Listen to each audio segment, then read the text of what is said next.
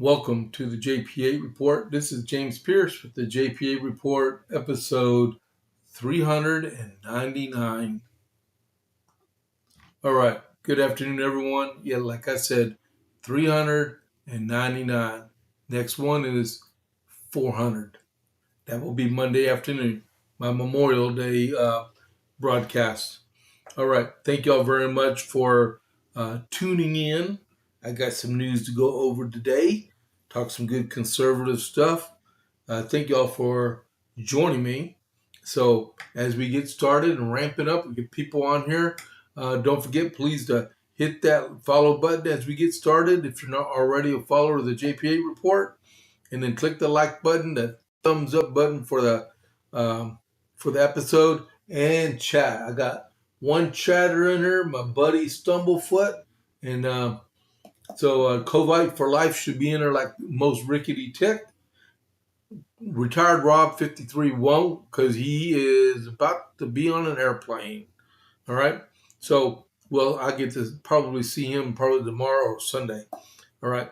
So, thank y'all very much, and we're going to jump right into it. There is some breaking news that I need to tell you all about, but we'll get to that in a few minutes.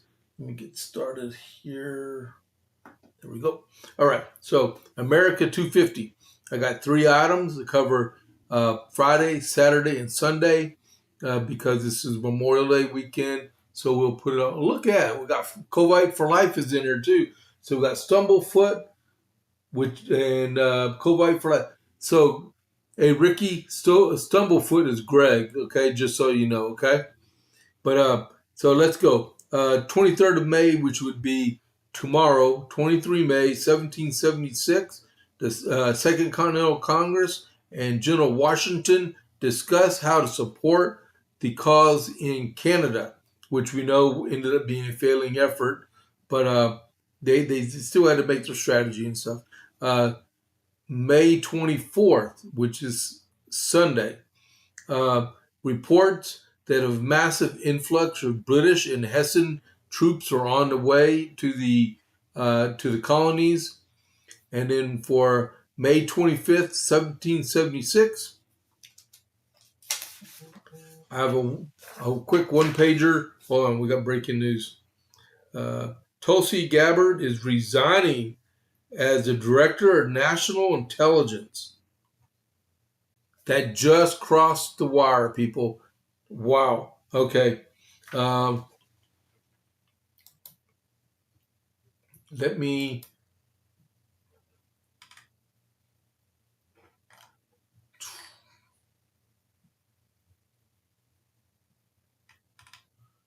I'm trying to see if I can find it.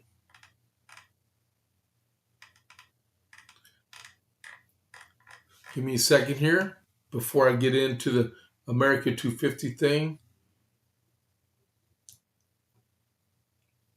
I'll read it to you first and foremost to get it straight. Okay, so exclusive. This just came out. Tulsi Gabbard is resigning from her post as Director of the National Intelligence to support her husband through his battle with an extremely rare form of bone cancer. Gabbard notified President Trump during a meeting in the Oval Office today. Her last day on the ODNI is June 30th.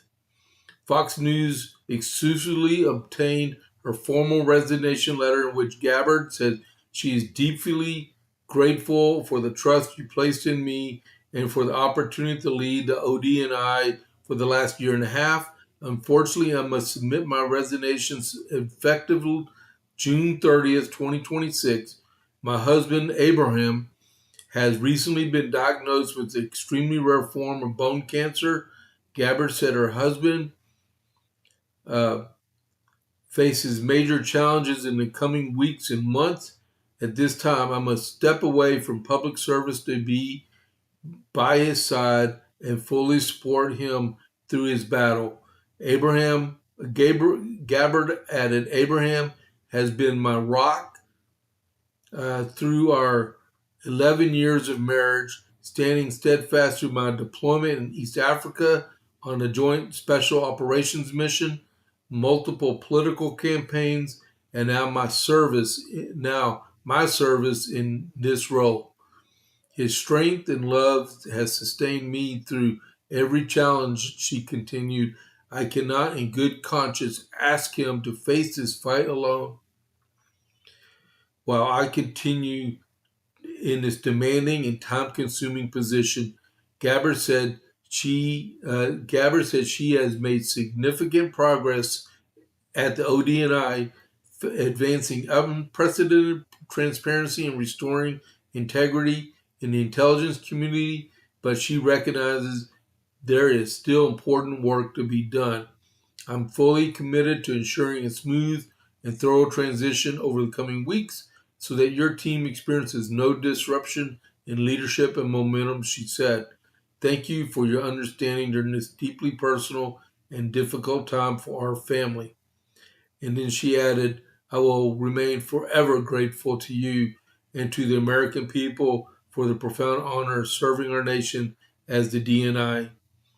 And Gabbard, as DNI, began a transformational effort to reshape the intelligence community, reducing the agency's size and saving taxpayers more than $700 million per year, dismantling DEI programs in IC and more. Gabbard, as of this month, declassified more than 500,000 pages of government records, including those related to Trump Russia, JFK, and RFK assassinations, and more. Gabbard also declassified documents tied to the origins of the Trump-Russia crossfire hurricane probe, arguing they showed Obama's administration officials politicized the intelligence relating to Russia 2016 election interference and used to undermine the Trump's first presidential victory. Meanwhile, Gabbard created the first ever weaponization work group aimed at coordinating efforts across the federal government to expose Biden administration's weaponization of government. And then finally, it says, as DNI, Gabbard's National Counterterrorism Center prevented more than 10,000 individuals with ties to narco-terrorism from entering the country in 2025 and placed more than 85,000 similarly tied individuals on the terror watch list. That's breaking news. Wonder who they're going to find to replace her, because she will be hard to replace. But no one's unexpendable, right? Everyone's got an end date. Man, that was kind of hard to read.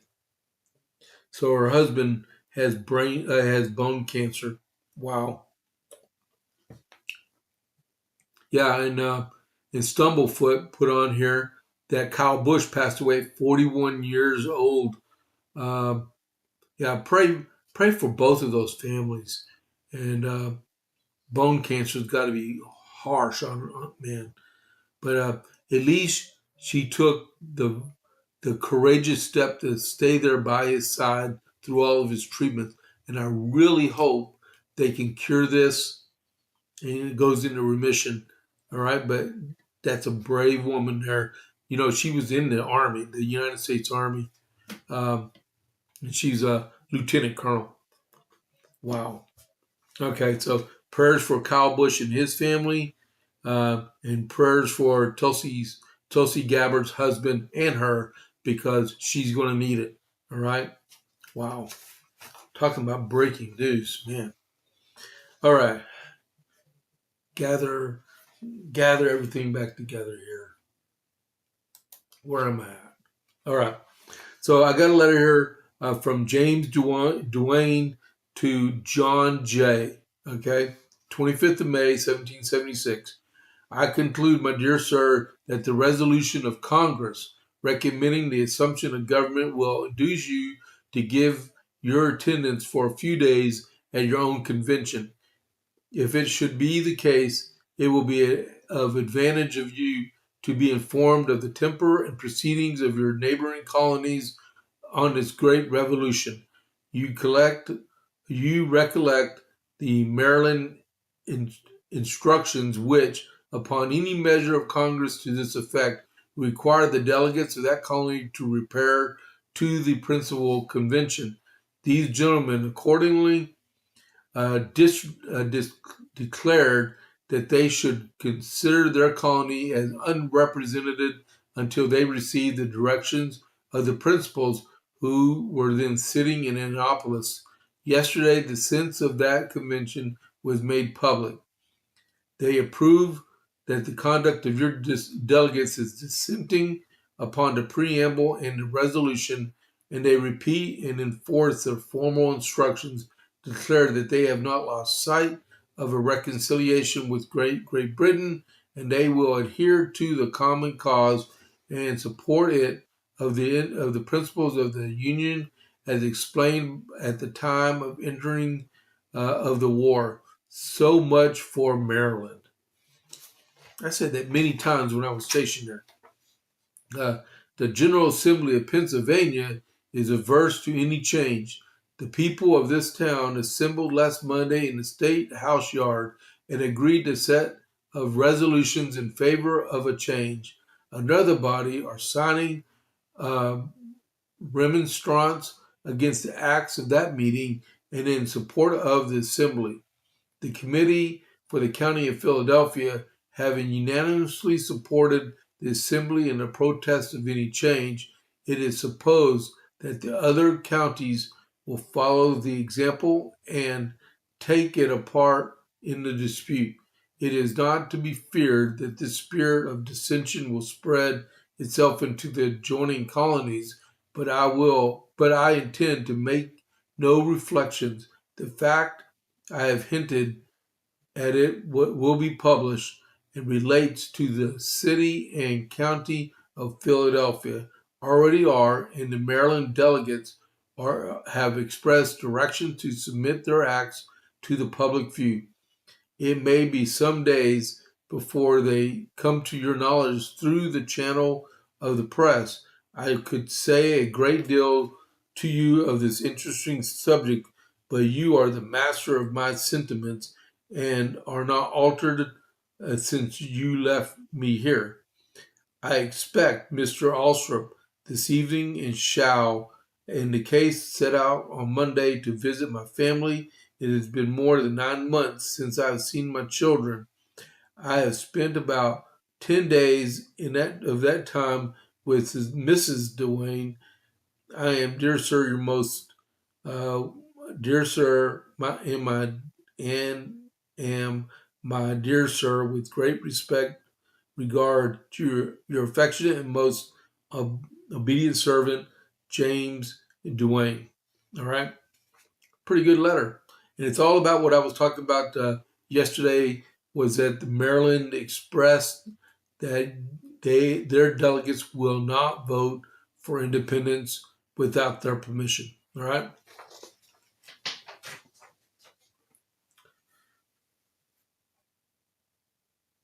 All right, cool. All right, so we got that done. The armament shop. Whether you're looking for your first firearm, upgrading your setup, or need expert service, Jason at the armament shop is Copper's Cove's premier source for all things shooting. Browse our wide selection of pistols, rifles, and shotguns, backed by top-tier gunsmithing for repairs, along with reloading supplies and professional cleaning to keep your firearm in peak condition. Need a transfer? We make FFL transfers fast, easy, and affordable. Need your CHL? Jason can handle those classes, and he has over 3 decades of experience. Visit the armament shop today at 115A West Avenue D in Copper's Cove, or call or text 254-560-2023, or visit them at www.armamentshop.com. That's www.armamentshop.com. the armament shop. Your safety, our priority. Alrighty. Here we go. Next, what are we looking at? It's 12:16 right now. We have the Iran update. Iran update, there's still no deal.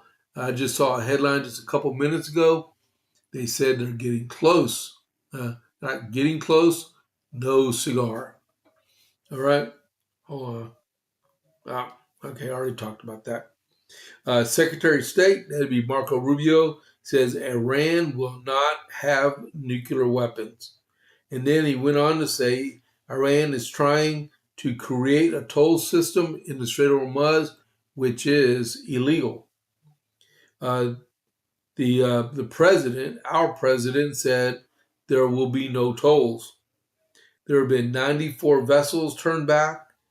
The House canceled the Iran War Powers Act vote today. The Pakistani army chief, he is mitigating all talks between the U.S. and Iran. Nikki Haley, the former U.S. ambassador to the United Nations, she says Iran is just stalling. And the Iranian missile production has been crippled by U.S. military when Operation Epic Fury was going on. And, oh my goodness, I forgot something. I got back here so late. Hold on just a second here. Okay, the Dow Jones is up again. Wow. 50,715.61. That's up 429.95. All right, that's a big jump. That's going to be another record today. And then let's see, oil prices. Okay, West Texas Intermediate is at 96.33. And this morning, it was standing at $99. So it's gone down this morning. Wow. About $3 a barrel. And in West Texas, Brent crude oil is at 102.93. 102.93. This morning, about 5 o'clock this morning, it was at 105.99. And right now, it's 102.93. So it's dropped $3 a barrel since early this morning. All right? Got that one on the fly. Wow, really? Hey, if y'all like what we're talking about so far, put an American flag in the chat. All right? I'll start us off. American flag. I didn't hit it. Alrighty. So got that done. Let's get back to Rumble. All right. So the Texas primary. This is the last day of early voting. It went from the 18th to the 22nd from 7 a.m. to 7 p.m. If you're in Gatesville, early vote is at the tax office in Coppers Cove. It's also at the tax office. It's at the back of the building here. All right. And then on Election Day, the runoff day on Tuesday, May 26th in Gatesville, it's going to be at the tax office and at the Civic Center. In Coppers Cove, it will be back at the tax office and the Civic Center. All right. These are the people that I'm supporting. You can like it or you can dislike it. I really don't care at this point. These are the people that I would like to see get elected. Like I said, if they don't win, I'm going to vote for the person that won. Okay, that's the way it is. We don't need any disparaging remarks on my Rumble page or on my Facebook pages or anything. Just take it and grin. All right, put your own selection. All right. Stumblefoot writes on there about the stock market. He says stocks and bonds are worthless till you sell them, but theoretically, I made a few $100s today. Stumblefoot, can I get a loan? All right. So Matt, get back to business here. So for the Texas primary runoff, U.S. Senate Ken Paxton, Texas Attorney General Mays Middleton, Texas Railroad Commission Beau French, Court of Criminal Appeals Place 3 Allison Fox, Coryell County Judge Rob Irwin, Commissioners Court Place 2 Scott Weddle, Commissioners Court Place Precinct 4 is Justin Smith. That's my selection, okay? Thank you all very much for letting me tell you all about that. So I told you about Kyle Busch because they got caught up in the chat. And then a new batch of UFO files got released today. And no, I was not on any of those aircraft. Flight 12 from SpaceX with the Victor 3 rocket is supposed to be launching this evening at 5:30 Central Time from the Brownsville area. All right. And then Kevin Warsh was just signed in as the Federal Reserve Chair. All right. So those are the breaking news stories right there. So next, we have Texas, our Texas. So I'm going to go over what came out from the. This is through the Texas scorecard, but it's going to go over about what Abraham George put out yesterday. Abraham George, he's the chair of the Republican Party of Texas, and he urged both Senate candidates, Ken Paxton and John Cornyn, to stop their negative advertising and start concentrating on Telefrico, okay?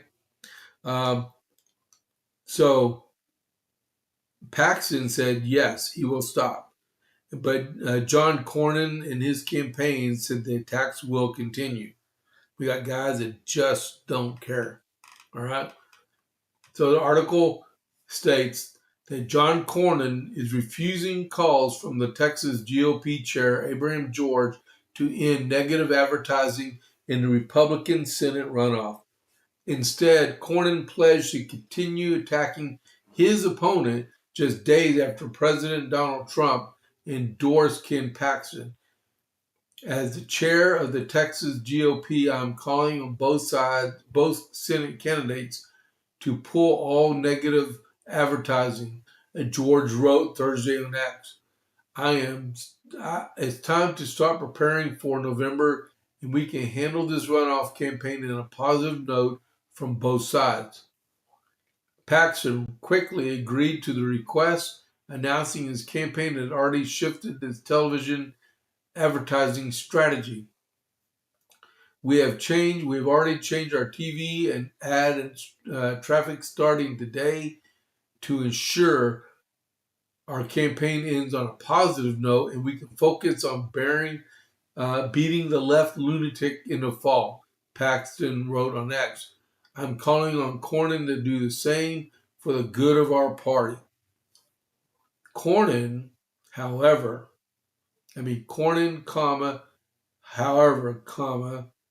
indicated he has no intention of backing down off attacks against the Attorney General. What do y'all think? Because I personally think people need to take the high road in these campaigns because you are doing no one a service by bludgeoning him left and right. And this is such a hard subject because Republican on Republican violence is not to be tolerated at all. Okay? We do our things, but at the same time, we have our own belief systems and stuff. And we need to really, really listen to it and not be so prideful of a person that says, me, Senator, I do what I want, and nobody can tell me what to do. That's how that worked out for Bill Cassidy, because it didn't work too well for him at all. All right, let's see. We got Saturday, Sunday, Monday, and Tuesday's election. We got 4 days. I stopped listening to political. You know what I do? I sometimes I've been waiting for shows to go off the air, and then I'll go to Paramount Plus, and I can watch the same said shows without commercials. I'm good. I don't even have to speed through them. All right. So the next thing is on the same time ladder about Texas primaries. I got this from the Federalist. All right. In Texas primary, rhinos show how much they hate their voters.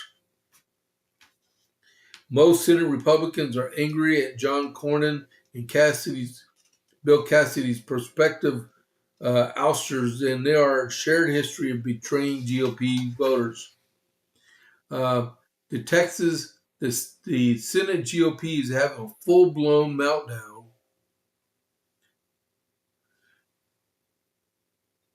So Stumblefoot writes, Cornyn has been there forever. What new tricks could he possibly have left? Retire. Yep, I voted for Ken Paxton. Man, I said this morning that the first time John Cornyn was elected was in 1984. That was before I graduated high school. That was before I joined the Army. Man, I tell you, some people don't know how to give up the ghost. All right? They just don't know how to do it. So the Senate GOP is having a full-blown meltdown on President Trump's decision to endorse Ken Paxton in the Texas Senate Republican primary over establishment darling John Cornyn, and it is nothing short of glorious. Flanked by following members, this is crazy. Flanked by frowning members, turn down, frown upside down. Senator, the Majority Leader John Thune, somberly reaffirmed his support for the gun control loving Cornyn, whom he called a principled conservative. Mississippi Senator Roger Wicker reportedly remained stone-faced, appeared to be intentional for about 20 seconds. When asked for his reaction to Trump's endorsement of Paxton, Alaska Senator Lisa Murkowski is reportedly to have thrown a temper tantrum at the president's refusal to back Cornyn. The Senate GOP's little pity parade continued into the members' Tuesday lunch over the recent ouster of Senator Bill Cassidy, and the senators reportedly demonstrated their disapproval of Republican voters' decision to give Cassidy the boot in the state's Saturday primary and give him a standing ovation. Given the visceral reaction from the Republican conference, the casual observer may get the impression that Cornyn and Cassidy, both of whom all hail from solid red states, are conservative stalwarts who play a vital role in advancing American first priorities and stopping stopping the Democrat ones. Wow. Okay. What do y'all think about that? I mean, this is unbelievable.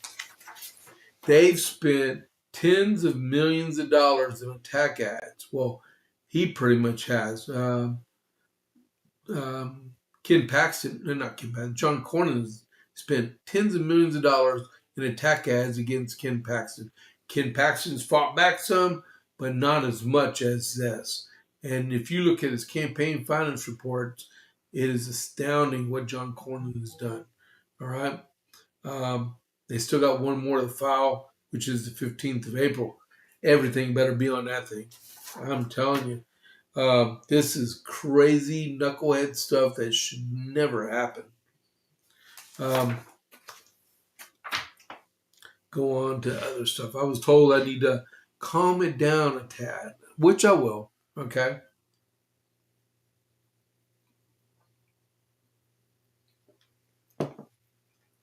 Shoo, it's hot in here. All right. So we got that. We got that. All right. So next thing I wanted to bring up was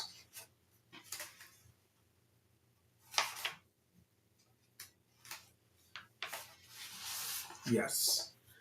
Okay. So the another thing was the tens of millions of dollars, right? Um, was in Minnesota.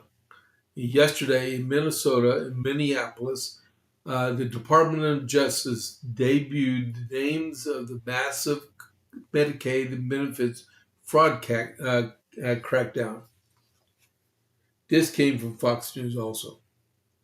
Fox prosecutors on Thursday identified the defendants charged in the Minnesota sweep Medicaid and benefits fraud crackdown, accusing members of autism centers, housing assistance companies, and child care programs to collectively be stealing tens of millions of taxpayer dollars through fraudulent reimbursement schemes.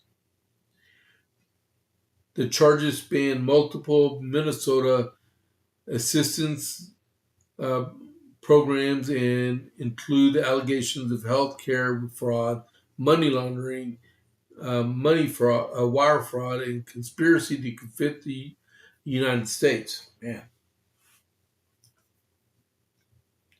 Shamisha Hassan of Brooklyn Park, Minnesota. Wow, I know where that is.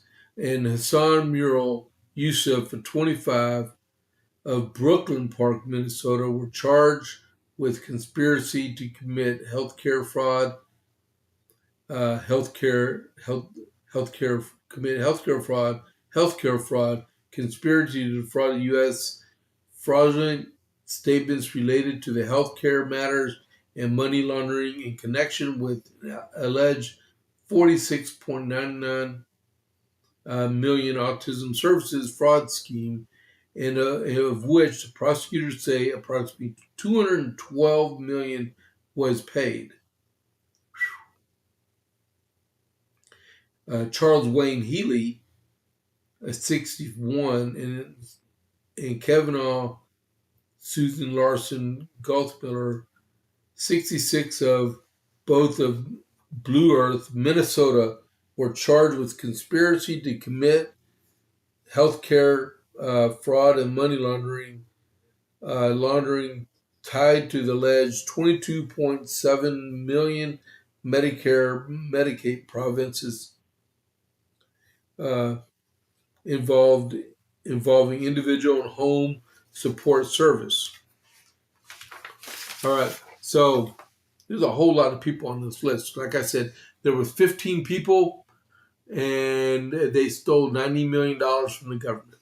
So I circled two of them down. Okay, the guy on the bicycle that tried to get away from the police, he crashed.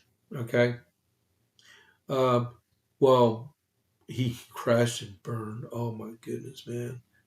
Okay, his name is Mohammed Abdul Qadar Omar. He's 32, of Roseville, Minnesota, and Abraham Bashir Abdul, 25, of Minneapolis.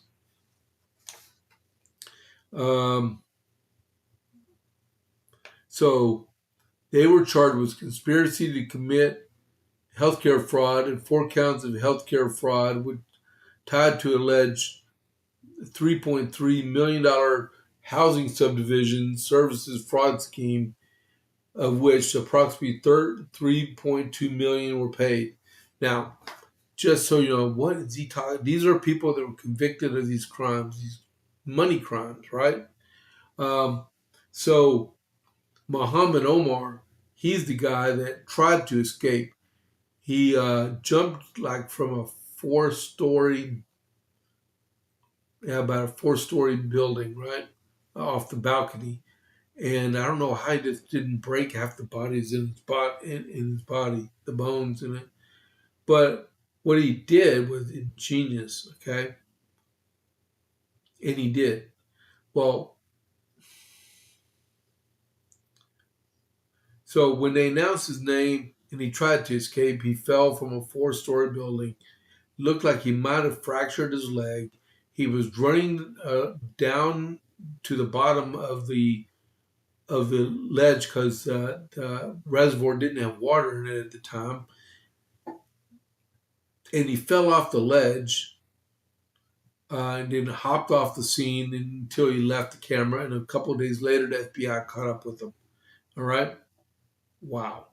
Um, and then there's Mahima Matud, a 50 of Minneapolis, Minnesota, was charged with wire fraud and conspiracy to defend his U.S. interests in connection with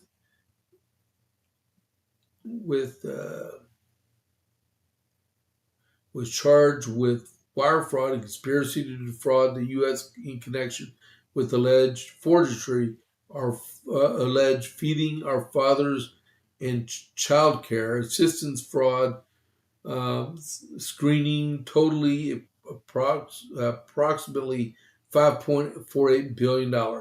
Now, what this is so serious talking about is you always have on a desk, okay, like I got this right here, okay. You can't see it because I put it where it can't be seen. Let me lift it up real quick. Right here, a pencil holder, right? Um, and I forgot where I was going with that. Oh my goodness, I lost track of my mind. So on, what was I just talking about? Notice how they're all named Omar. Dude, they're from Somalia, okay? Uh, well, now not all of them. I mean, you have Ileana Omar. She's the congresswoman from Minnesota. But remember, you had Mullah Omar. Uh, Mullah Omar was the leader of the Taliban in Afghanistan, right? And well, there's more Omars out there than that, right? But so 15 people were indicted yesterday. Colin McDonald gave the briefing along with JFK Jr. What Colin McConnell was saying was that 15 people for $90 million, and this Omar guy thought he was airborne. I guess he forgot he needed a chute to go with that jump, right? And he was wearing flip flops. Stupid. I don't know where you get it from sometimes, but that guy was stupid. But at least they caught him, right? But yeah, that was Muhammad Abdul Qadar Omar. And over the Fahima Muhammad, 50 of Minneapolis, Minnesota, was charged with wire fraud and conspiracy to defraud the U.S. in connection with alleged feeding our future and child care assistance fraud schemes totaling $5.48 million. Why is she important? She owned this business, the Quality Learning Center. That was hers. And now it's not. All right. Look, I can understand borrowing money from the government and you go out of business. That's what happens sometimes with businesses, right? But when you take money from the government and you don't put it to the use as you're supposed to, you're going to get caught. Now, I don't know how many people were registered in Minneapolis to go to this one learning center, um, but evidently it caused the FBI to go search it out and find out. They found her. Hopefully, she didn't try to hop away like that other guy did. Uh, let's see, is there any other ones in here?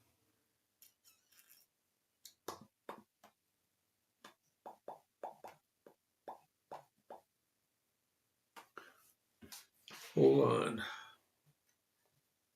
Okay, so Here's one of Charles and Wayne Healy, 61, and Catherine Susan Larson Gutzmiller, 66.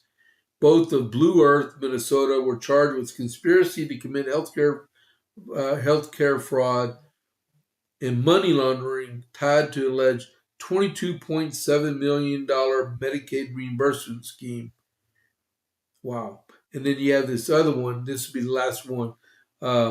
Shamosho Ahmed Hassan of Brooklyn Park, Minnesota, and Hassan Mural Yusuf, 25, of Brooklyn Park, Minnesota, were charged with conspiracy to commit healthcare fraud, conspiracy to defraud the U.S., the statements of false statements that defraud the U.S., false statements used to advance healthcare, and money laundering in connection with an alleged $46.6 million autism services fraud scheme, in which prosecutors said approximately $21.2 million was paid. So they paid some of it back. But a lot of these places didn't have any patients or any kids or even any food in them, right? So tens of millions of dollars went through this, and then through the Texas Republican Party thing, all right? Wow. What are we going to do next? This next one is a twofold one. Let's see, which one do I want to do first?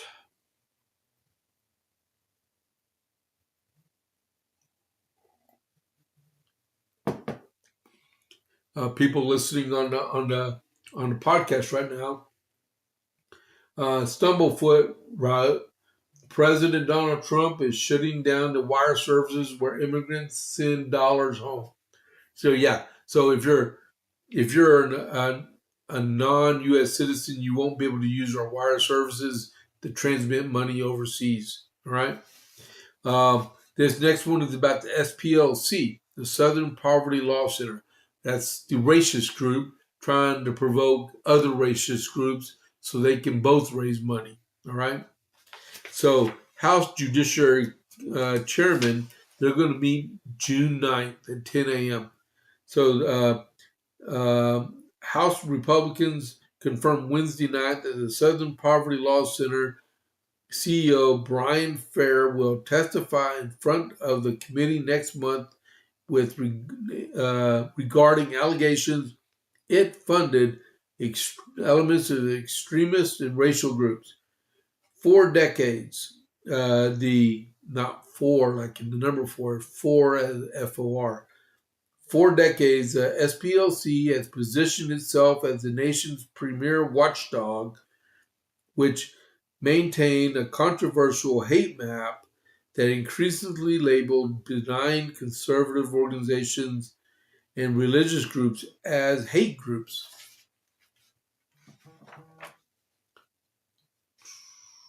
Okay. But a federal recent indictment returned by a grand jury suggests the organization was playing a double game by allegedly manufacturing every extremism claim to be fighting and with kids keeping fundraising machine humming. The Supreme Court Justice Chair Jim Jordan invited Fair to testify in front of the panel in June. He also subpoenaed the organization for documents and its alleged behavior with the Biden-Harris administration in funding extremists. He not supply either one with campaign materials. All right. So we're talking about the SPLC. All right. So Wesley Hunt. Did you know Wesley Hunt is black? Really? And he's a Republican. Really? So you could say the black conservative Republican named Wesley Hunt is currently a registered Republican in the Republican Party of Texas and the United States Congress, and he is a member of the U.S. House. Wow. Can't get no better than that. Well, yeah, let me read this, okay? What time we got here? 12:46. We're doing all right. All right. Anybody else in the chat? Since we are 45 minutes in, please give me a like if you can. And so someone just click the follow button. Thank you very much. I'll find out who it is later. But thank you very much for clicking that follow button. And then let continue to march. If you're watching this, click that follow button and then click that like button also, okay? A black Republican congressman exonerated Democrats and the Southern Poverty Law Center, SPLC, for allegedly perpetuating racist groups he said have long ago faded, while recounting how his father endured true bigotry in ways far worse than the Americans experience today. Congressman Wesley Hunt joined a Judiciary Committee hearing on Wednesday, examining the role the SPLC allegedly played in a distorting civil rights policy by funneling money to racist and extremist groups such as the KKK, and whether the funding elevates extremist threats in America. Hunt began his remarks by noting the idea du jour in the Democrat hive is that Jim Crow 2.0 is alive and well in America, as he sat down in a split image of a black man standing near a colored sign and a person handing over identification to poll workers.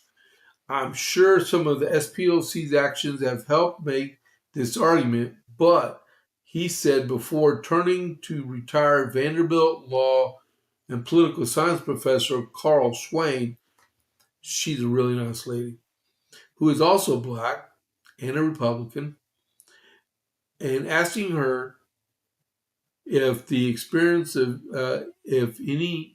she asked her if she experienced any true Jim Crow treatment after she voted in Tennessee. When you're intimidated in any way with baseball hats, fire hoses, or dogs, Hunt asked, as Swain replied that the only nervousness she felt was when she was asking for a Republican ballot in a Democrat-heavy precinct. I can see that. Hunt thanked Swan for her testimony and turned over to a contrasting image of him. All right. Wesley Hunt plays no games at all. I think he should have waited 2 more years to run for election, but he decided to do it this year. I'm sure he's going to get allocated for a job after this.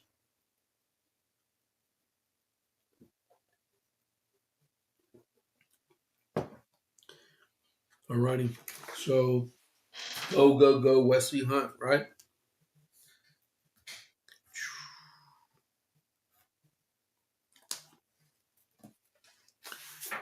Alrighty, you know what? I'm going to skip that one and go back over to here. Rob O'Neill. Who knows who Rob O'Neill is? Rob O'Neill is the Navy petty officer that killed Osama bin Laden. Okay? I mean, like, he didn't go out and find him all by himself. They found him, and he was part of SEAL Team 6. They went in and killed him and came back, right? With the dead Osama bin Laden. Now, shift in time to 2022 and 2024, right? Oyster Boy. Oyster Boy is Plattner Graham Plattner, former U.S. Marine. All right. Um, he has some serious talks he wants to talk about to try to get elected. So, Mr. Plattner. So Rob O'Neill, the U.S. Navy SEAL who is credited with killing bin Laden, is weighing in on the unearthed social media post from the Maine Democratic state candidate Graham Plattner that may have caused an uproar in recent days. Mr. Plattner,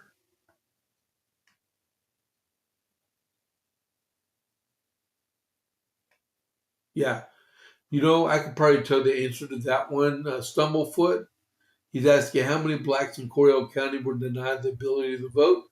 Tell us again how that works. Well, my answer would be zero that were denied the way to vote. All right. Um, so how do I do this? So Mr. Plattner was way out of line talking about a soldier that way. O'Neill told Fox News days after a resurfaced Reddit post showed Plattner trashing a young soldier in a viral video that was wounded in a clash with Taliban fighting. Dumb MF doesn't deserve to live. This is completely barbaric, O'Neill said. I don't understand. If you swear an oath to the country, it does not even matter when the politics are.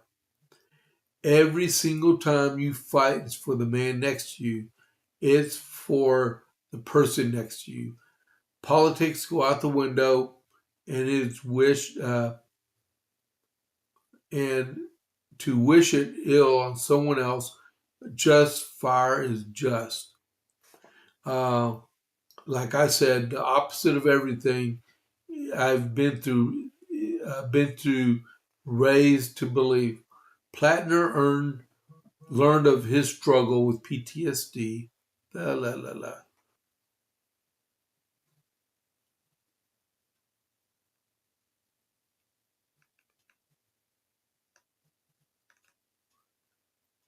Oh, he doesn't have it in this one. I updated the article, but they took the line out. Okay, so just so you know, right? Um, he also talked about Chris Kyle from here in Texas. All right, Chris Kyle was uh, the most prolific military sniper in the Gulf Wars. Right, he had like 150 registered kills, while Mr. Plattner, Mr. Oyster Boy, went on TV and told people that it's not right because members of his unit were historically killing women and children in the sniping beds. You know, the he said, oh, how does I put it?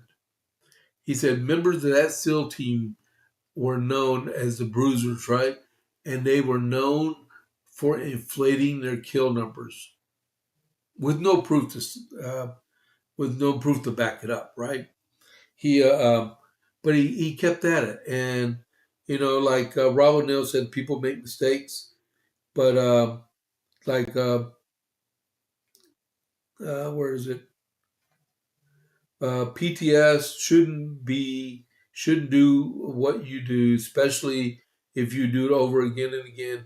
And he's done on man, it's hard to read sometimes. See, Plattner, a combat veteran, has also faced criticism over a resurfaced video disparaging American sniper Chris Kyle on suggesting he killed civilians and inflated his numbers, like we were just talking about. That would stem from jealousy, maybe because Chris Kyle's name became famous for a whole bunch uh, of confirmed kills. O'Neill said the jealousy here is I've seen jealousy too, but professional jealousy, stuff like this is really, really rare between veterans because most of the veterans understand what we're doing, right? And we can usually tell someone's a fake when they're not.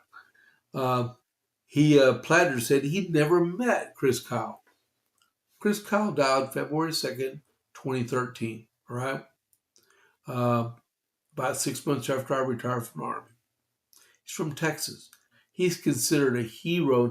Matter of fact, February 2nd, I believe, is also not only Groundhog Day, it's Chris Kyle Day too, right? If you didn't know. If you didn't know. All right?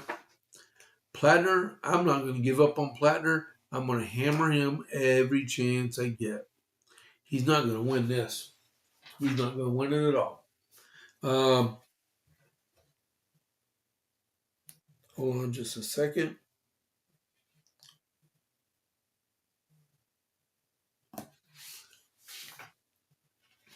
This one has to deal with, I believe, January 6th, I think.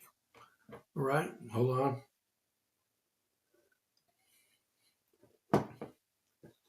All right. Colorado Democrats censure fellow party member Governor Paulus for commuting senators to Trump ally Tina Peters, with the president trying to get her released forever. He can pardon people of federal crimes, but governors have to pardon or commute on state crimes. This is from justthenews.com by Kevin Killow. Okay? It's short, very short. The Colorado Democratic Party has censured fellow party member Governor Jared Polis for reducing the printed sentence for former Mesa County Clerk Tina Peters.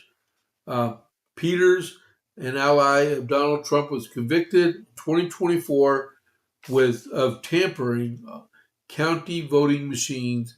She was allegedly trying to prove the election rigging 6 months after 2020 election. Okay, I remember exactly about this.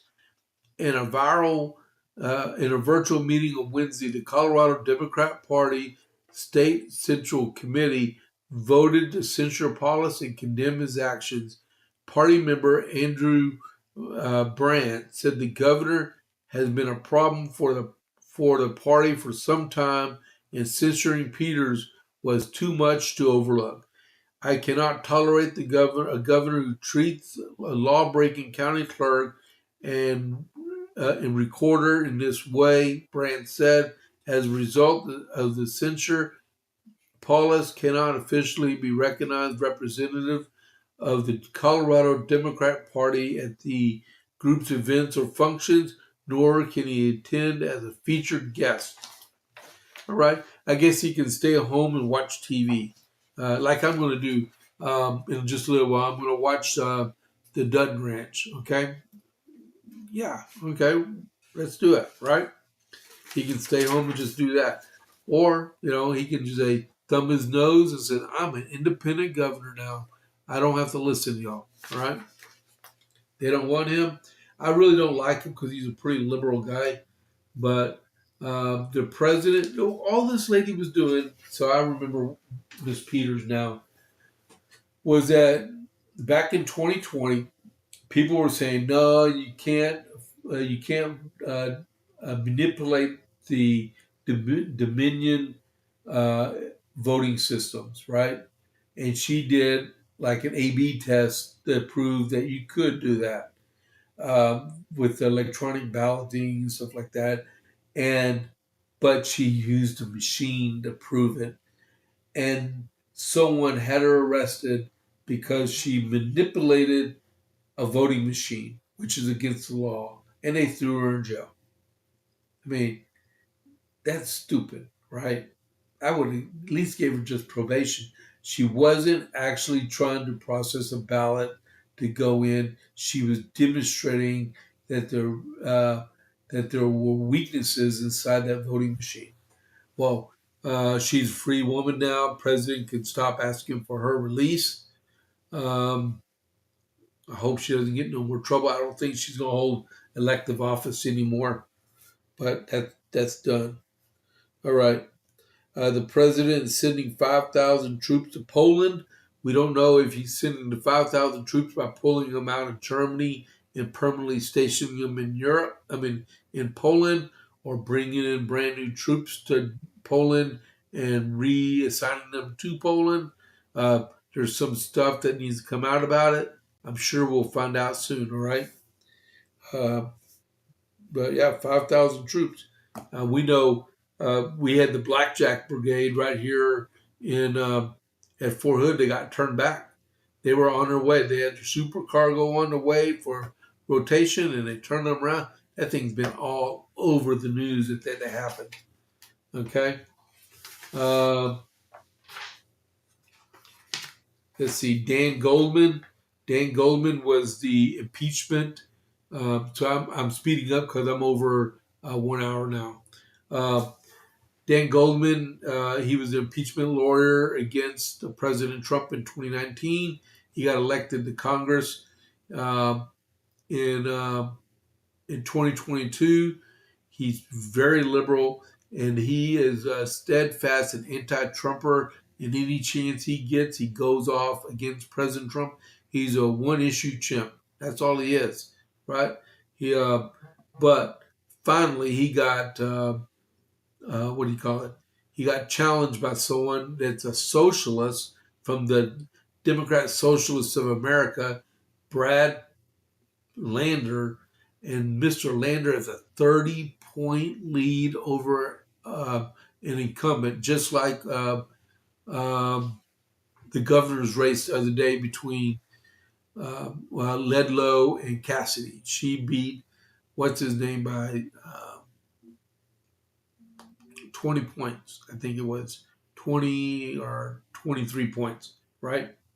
But yeah, he's in trouble, and I don't think he's going to be able to pull out of this one.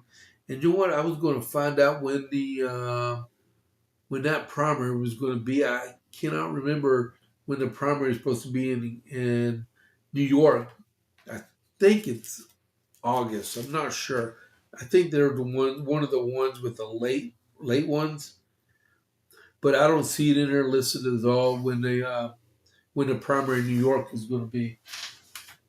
All right, and then the last one we're going to go over really quick is Newt Gingrich. I got this from Justin News also. So, oh man, okay, I'm dropping stuff.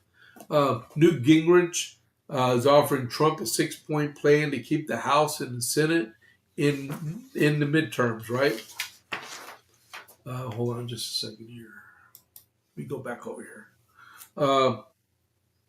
Former Speaker of the House, Newt Gingrich, is offering a 6-point plan for President Donald Trump and his Republican Party to win the midterms in November after the president's big victories Tuesday night.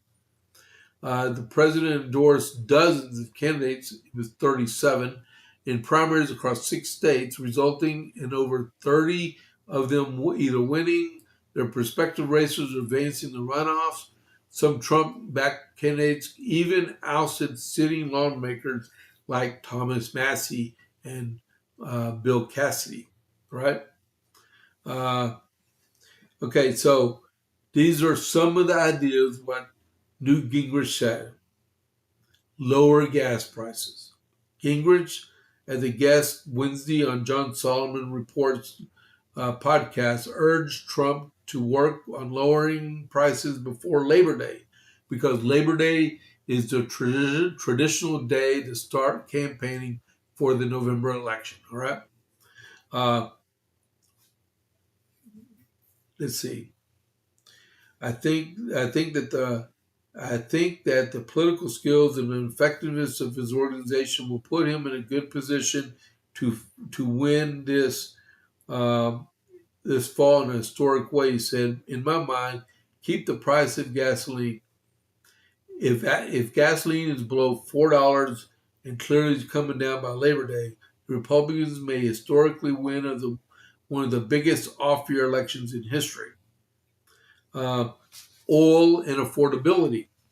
Gingrich said the Trump administration should also focus on high oil prices in the global market, which is part of what has caused gas prices to soar. Oh, about gas prices. So one thing he can work on is making one blend of gasoline, because when you have to uh, switch from the summer blend to the winter blend, in most states, it doesn't make any difference. It just makes gas more expensive. So if you can keep it at one standard grade of gas, you don't have to reformat the refineries to make them make the different blend of gas, which, supply and demand makes the cost go up and stuff until it starts going back down. That's one thing that they could do, and they talked about it several years ago. I don't know if they re-ended it.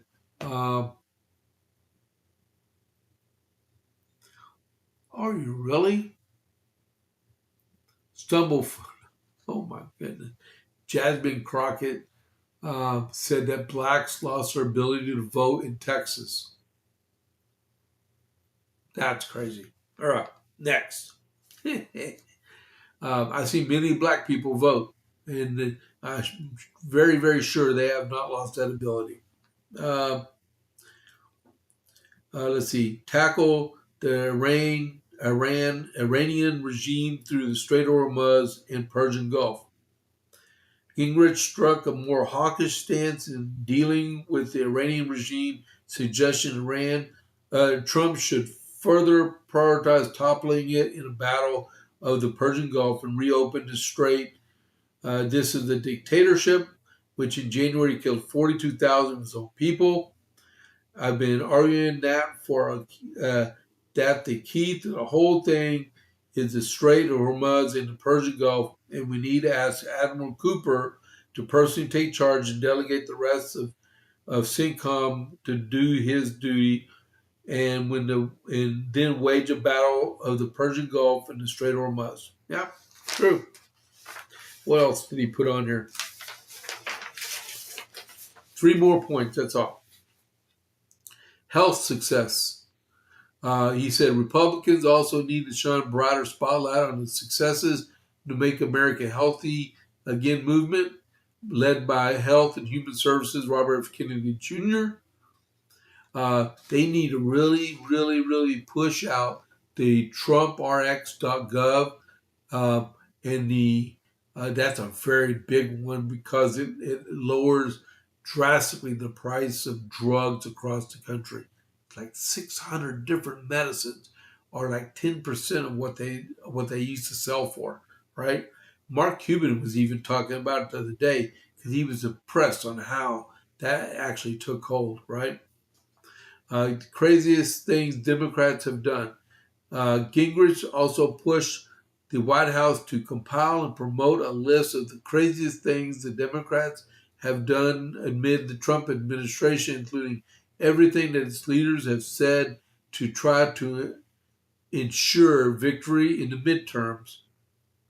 Trump needs to be talking about do dangerous things, Democrat congressman. Point out that if these people get a majority, they will do nothing for 2 years. They will guarantee gridlock in America. So if you think that America needs to solve her problems, it's 2 years of gridlock. Yeah, this is your team. And then he said the comment comes after former Vice President Kamala Harris pushed for Democrats to host a bad idea brainstorm, which is stupid. Now, one other thing about that, okay, the Democrats, take it as you may, right? The Democrats went and asked uh, Kevin, the current chair of the Democrat Party, right? Um, asked him for his resignation. They did. He was not even in charge in the meltdown of the presidential election in 2024. What he did was he released the autopsy, and everyone got to see where the Democrats screwed up at. And they did. They royally screwed up. And so what I was just telling my wife just a little while ago that what really happened was that uh, Kevin, oh man, I cannot remember what his name is. Okay, well, um, Martin, Kevin Martin, I think it is. Well, the chair of the Democrat Party, um, he is more of a moderate. And I bet a lot of left leaning socialist candidates and office holders that are part of the Democratic National Committee were upset that he was pushing reforms so that they don't make these stupid mistakes where uh, they need LBGT people, they need environmental stuff, they need socialist stuff. They need breadbasket stuff. Everything that the far left liberal people in the party really want, instead of bringing them back to the center and being more competitive with Republicans. What happened today was several Democrats asked him for his resignation. I don't know what. I've been back here with y'all, so I'm not really sure how that transpired. Uh, I'm going to see a little bit more of it in a few when I go back out and check out the news and then get ready for the uh, Victor 3 rocket for Flight 12 to lift off in 4 hours and 15 minutes till liftoff, unless there's another delay in the launch. Okay. How many more stories I got here? I will cover these next week. These are informational ones. All right. So if y'all want to find me on my socials, I'm here on X, Facebook, ScrewTube, True Social, and JP8 report at gmail.com. All right. So it's Friday afternoon. This is what I'm doing this weekend. I'm going to watch the rocket lift off. And then this evening, I'm going to Central Texas Veterans Cemetery. They illuminate the grave sites of all the buried people there that were killed in action, which at Central Texas Veterans, there are 42 or 43 interned remains of soldiers killed in combat. Okay, not just soldiers, but sailors, airmen, Marines. Okay. Um, and I got a bunch of stuff going on tomorrow. Tomorrow night we're actually going to a drive-in theater, watch Urban Cowboy, which is going to be pretty neat. And then on Monday, Memorial Day, uh, Monday morning, I'm planning to go to the Clean Civic Center. They have they have a Memorial Day recognition ceremony because I guess the ground is going to be pretty wet out there at Central Texas Veterans Cemetery. I'll find out more about that tonight. Definitely wearing boots. Okay. And then when we come back at noon, I'm already have it ready. Uh, I'm going to do a podcast talking about the people I know that died in the service of the country. Like this one right here, Sergeant First Class uh, John Norton, right? John Morton. Mort died in Afghanistan December 15th, 2005. He volunteered to go on a patrol with the 74th Long Range Surveillance. They're part of the 173rd Airborne Brigade Combat Team. He went out with them and was killed by a machine gun fire from an Al Qaeda position. All right, it was an ambush. Uh, he didn't need to go, but he volunteered. He was our 25 whiskey, which is um, communications, right? That's what I did in the Army. That's how I met him. I met him at Enoch at Fort Gordon. We spent 5 months with each other. He's awesome. He was married with kids too, just like I am. Um, but yeah, so I remember him. He's a really good friend of mine. Um, Another friend of ours named Jonathan Chance called me at 2:30 in the morning. Really, and it was already the 16th of December there. Uh, but he had called me and asked me if I could process some phone calls for him because I was um, stationed where I have access to a switchboard. I was at Camp David because y'all know where I was stationed at, and I made that possible. And then I went to his funeral several days later when they had it at Arlington National Cemetery. He's in section, I believe, 61 at Arlington. All right, um, but I remember that. That was that was uh, wow. I don't know what was worse, uh, Mort or Captain Norman. Both of them were back because I knew both of them very well. All right, but that's what I'm going to do. I'm going to come back here and we're going to highlight stuff about um, about what happened. All right, so y'all try to have a good weekend. If you put your flags down for Memorial Day, remember by law the flags go back to full staff at noon on Memorial Day. They don't stay half staff the whole day. They go back to full staff at um, at 12 o'clock. All right. So let me get out of here. This is James Pierce with the JP8 report. I'll catch you on the flip side. I'm out.